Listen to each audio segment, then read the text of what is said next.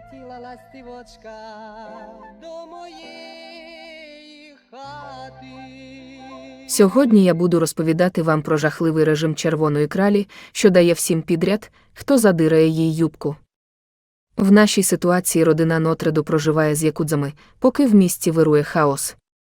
Хлопчина без якихось проблем забирає все собі, не переймаючись про власну безпеку, бо його справжній батько – Терен.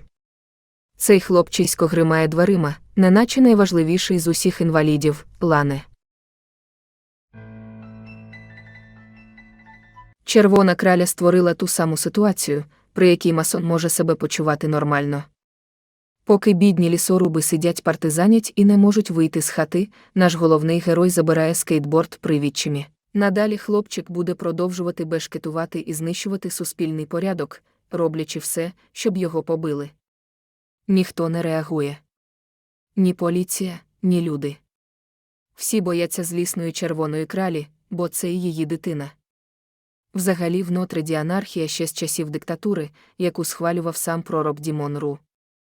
Революціонери вирішили влаштувати демократію, через що в країни сформувалась монархія і закріпилась назавжди. В Нотред більше ніхто не приїжджав з поважних осіб, а столиця переїхала в Єнлу. Поки чорно-білий король десь вештається в пустелі Ланес, маленьке чудернацьке створіння продовжує лихоманити місто, докопуючись до тварин самої за дазянами.